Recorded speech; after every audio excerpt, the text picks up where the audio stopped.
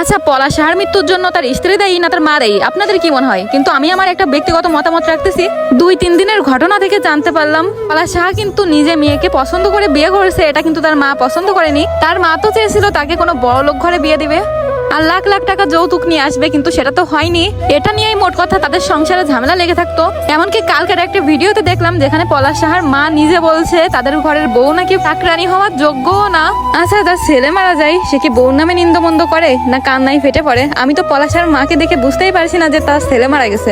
অন্যদিকে পলাশ সাহার বউর কথা শুনে আমার খুবই খারাপ লাগলো, যার বয়স মাত্র 20 বছর।